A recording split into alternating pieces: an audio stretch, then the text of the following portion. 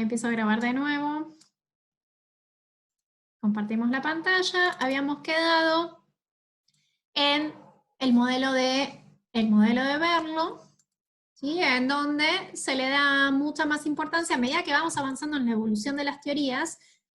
No sé si ustedes se dieron cuenta, pero o sea, se van teniendo muchos más factores en cuenta en este receptor, en estos destinatarios. Cuestión de que al principio, después de la Segunda Guerra Mundial, no importaba en absoluto, no tenía un rol activo.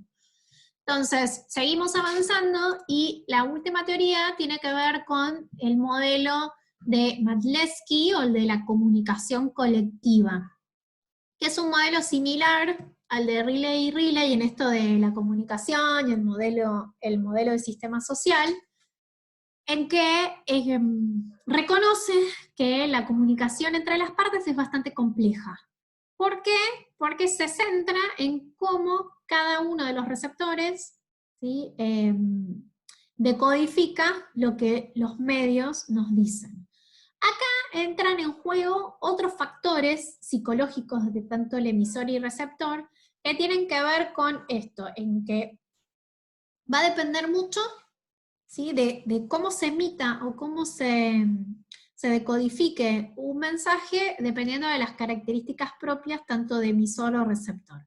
Cada uno de esos agentes tiene una personalidad distinta, tiene una autoimagen, o sea, una valoración de uno mismo totalmente diferente a otros, pertenece a distintos equipos o a distintos grupos primarios, tiene distintas relaciones en distintos grupos, hay distintas interacciones sociales, y que por ende va a tener distintas respuestas, ¿sí? A qué tipo de canal o de código va a elegir en el caso de ser emisor, y lo mismo va a pasar con ese receptor.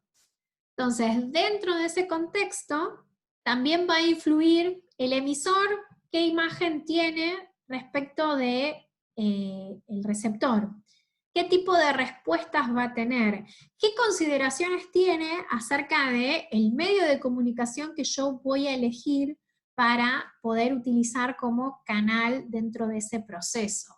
Va a también que analizar qué tipo de ofertas tiene el receptor con respecto a cuál es la oferta de los medios de comunicación que tenga. ¿Sí? También va a tener que ver con cuál va a ser la experiencia de ese receptor con cada uno de los medios de comunicación a los cuales tenga acceso. Por ejemplo, no todos nos llevamos bien con todos los medios de comunicación que hay. Por ejemplo, no todos usamos todas las redes sociales. No todos están familiarizados, ¿sí? con estas nuevas tecnologías. Entonces, en este modelo de comunicación, lo que se tiene en cuenta es todo esto. Esta reacción del público, sea tanto emisor como receptor, todo el tema cómo es la relación con los medios, cuál es la imagen o la percepción que se tiene tanto de emisor como de receptor. Hay mucho más análisis de lo que tiene que ver de quién es el comunicador, cómo es la experiencia que tenga el receptor con esos medios de comunicación que estén disponibles en ese contexto, para ver de qué manera va a llegar nuestro mensaje, ¿sí? Entonces, acá lo que añadimos es un mayor enfoque y un mayor análisis relacionado con estos aspectos de la comunicación colectiva. Ya no es todo tan sencillo elegir cualquier medio de comunicación o analizar a mi audiencia como que si todos fueran iguales. Entonces, en resumen, ¿sí? Para todo esto que fui hablando, que es aburrido, partimos de esto, ¿sí? Volvemos otra vez para atrás. Estamos hablando que el estudio de las teorías de comunicación data del siglo XX, que nace en Europa, y la principal teoría en el siglo XX es la teoría de la aguja hipodérmica. Acción, reacción, manipulación de las masas, comunicación lineal. ¿Sí? No existe ninguno de todos estos elementos, ni ninguno de todos estos enfoques que se empezaron a analizar posteriormente. Luego de surgir este enfoque en Europa, en Estados Unidos surge en 1948 con la teoría de Shannon y Weaver, ¿sí? Que hay un modelo lineal de emisor y receptor.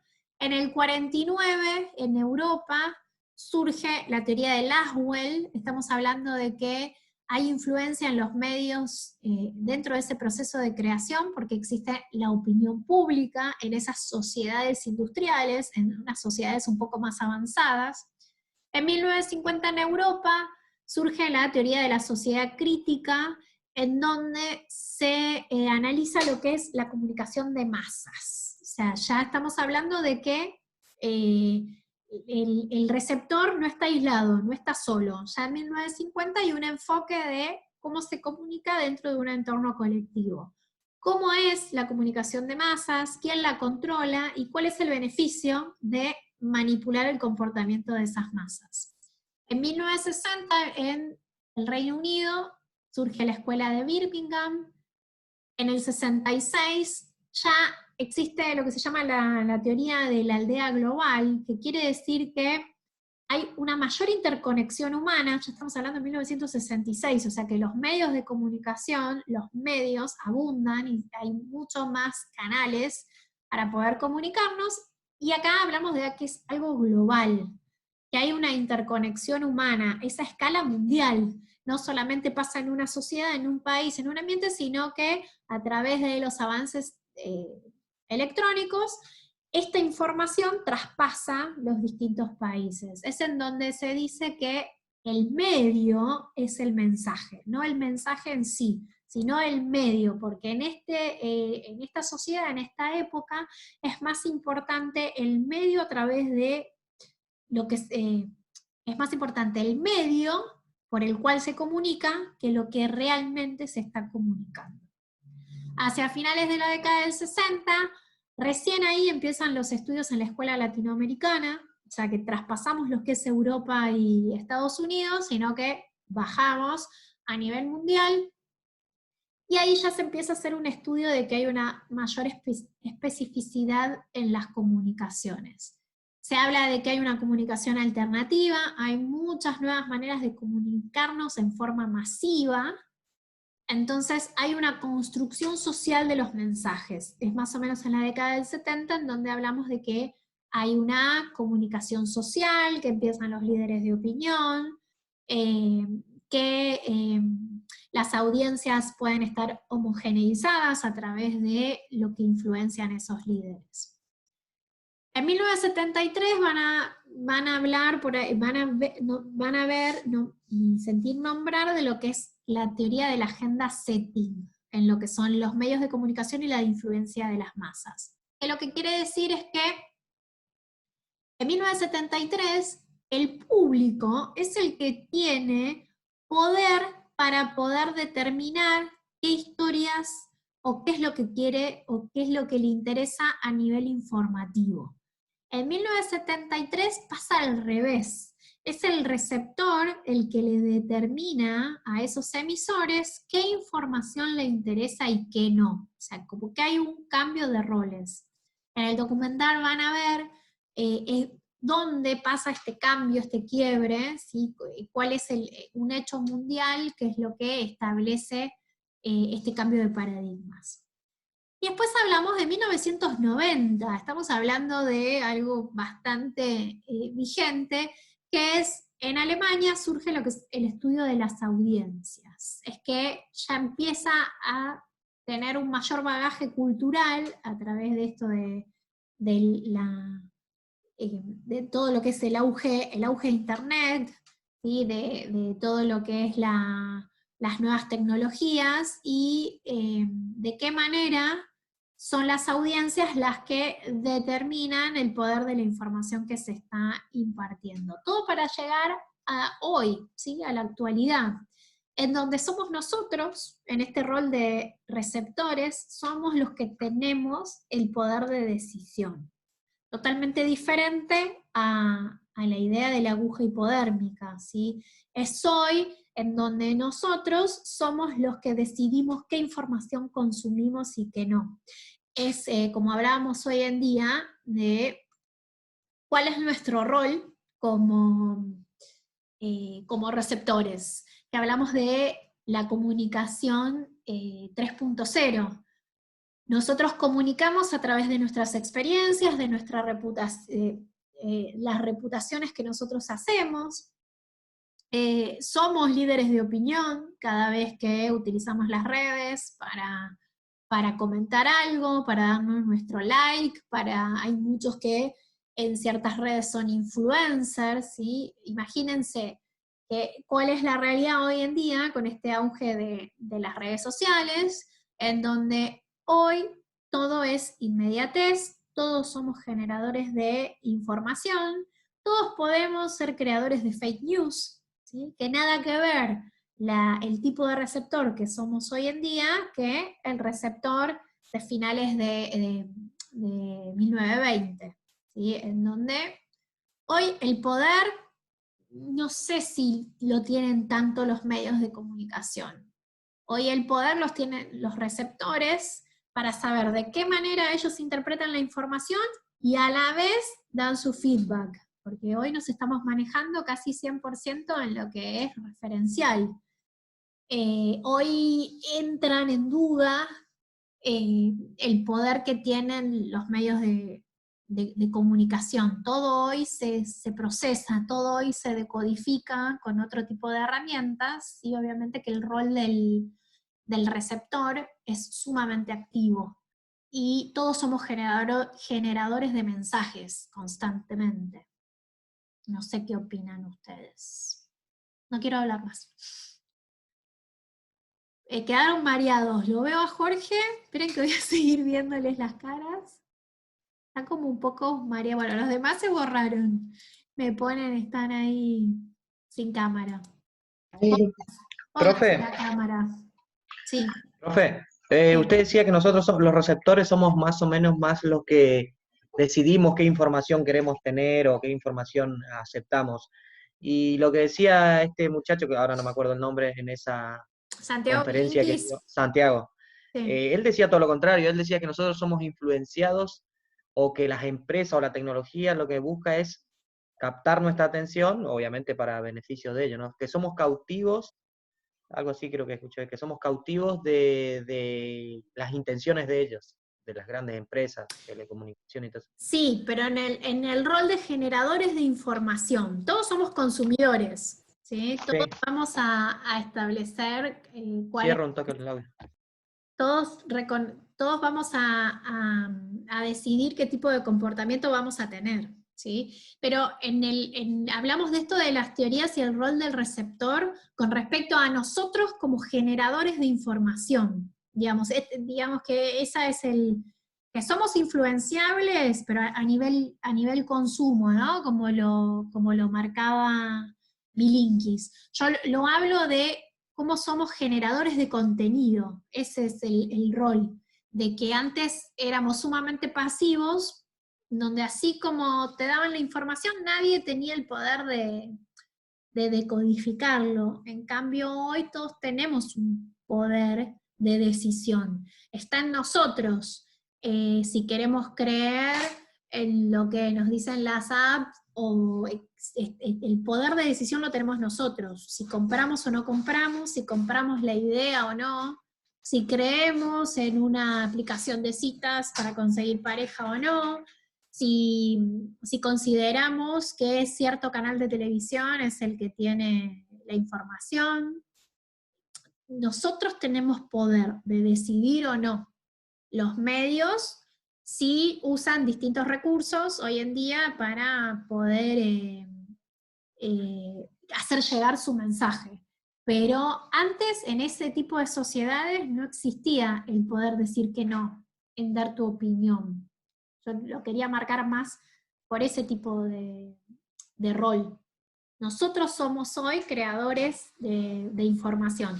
Como les decía, si uno hoy puede usar, si bien las redes nos pueden estar manipulando, vos si estás disgustado con algo, pues tenés un blog, o podés hacer un comentario, hoy como receptor, no te gusta algo, puedes hacer un comentario negativo, tuviste una mala experiencia en una compra por Mercado Libre, vos vas hoy y das tu opinión. Como receptor, vos vas a dar el mensaje, ¿lo crees o no lo crees? ¿Comprás o no comprás? En cambio, en la época de 1920 es como que todo el mundo pensaba igual. Hoy estamos en la realidad de que todos pensamos distinto.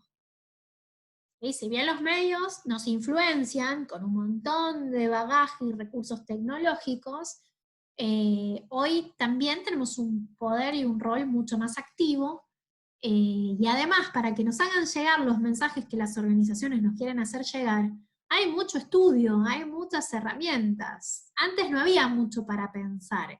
El poder de la comunicación era impartido por los que tenían plata y los que tenían poder político, económico, la iglesia. Antes nadie refutaba una información. En cambio hoy, podés creerlo o no, tenés, más allá, en esto hablamos de el mensaje y la comunicación, pero también tiene que ver con cómo es la reacción de la gente, cómo es esa modificación de la conducta, la respuesta. Hoy también estamos en un contexto y en una sociedad en donde puedes hacer movilizaciones, marchas, piquetes, tenés un montón de maneras más de dar a entender si pueden o no modificar tu conducta. Hoy hay más libertades y más recursos. Pero más que nada es todas estas teorías, estos enfoques de decir qué es lo que hacían los medios en otras épocas y cuáles eran esos roles del receptor, hasta que lleguemos al receptor de hoy en día. ¿Una pregunta más? A ver, no veo más nadie. Bueno, a partir de mañana a las 8 creo que van a tener publicadas la tarea respecto a esto de las teorías. Los que participaron de la clase más o menos tienen cuáles son los temas importantes, digamos cuál es el enfoque de cada una de estas 10 teorías. Las 10 teorías no están insertas en el documental, pero más que nada estas 10 es para armar un enfoque cronológico, y en el documental tienen todo lo que es una mezcla de distintos enfoques, de los que son docentes, de los que trabajan en los distintos medios, cuáles son sus propias opiniones acerca de los medios, acerca de la opinión y la evolución de la sociedad, y cómo fue, digamos, en conjunto, cómo fue avanzando con el desarrollo de la tecnología. Y es lo que marca, más o menos después van a ver, cuál sería la moraleja por ahí tiene que ver un poco con tu consulta, Jorge, que tiene que ver con que más allá de todo ese avance, poder saber dónde está el enfoque, ¿no? De que no todo lo que imparten los medios es información y nos sirve. Digamos, también hay que tener en cuenta y llevarnos como herramienta que como receptores estamos muy empoderados hoy en día, y que estamos bombardeados de información, pero a la vez necesitamos estar mucho más atentos de cuáles son las herramientas que tenemos hoy en día para saber qué información es la que nos sirve y cuál, digamos, está ahí haciendo ruido, que en cierta forma hay que saber discernir cuáles son las intenciones y quiénes son los que manejan esos medios. Bueno, ¿algo más? A ver cómo estamos. 21:51. Estamos como cuando hacemos clase, que se nos va el tren y se nos va el colectivo. Alicia se me está cayendo, pobre. Bueno, yo ya bajo el telón. No sé si alguien más quiere hacer alguna pregunta. No quiero que se le caiga la cabeza a ninguno. Bueno, entonces, mañana tienen la tarea. Creo que, después vieron que yo me copo con todos estos temas de todas las charlas y todo esto. Me gusta mucho lo de comunicación, y además hoy hay muchas cosas. Les voy a buscar otra charla que vi acerca de esto del exceso de información, un enfoque súper moderno, se los comparto para que lo vean, y la tarea la tienen publicada mañana. Y la comunicación de qué va a pasar la semana que viene, les cuento todo a través de la plataforma.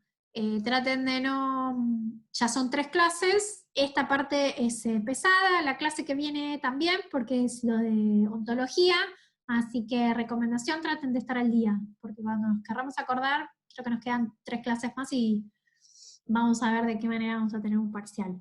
Pero si lo van manteniendo más o menos al día, les va a resultar fácil el parcial. Bueno, los dejo en libertad, cada uno en sus realidades. Cualquier duda, a través de la plataforma, ¿sí? Bueno, que nos sea leve la semana a todos. Chao, chicos. Chao, profe. Chao.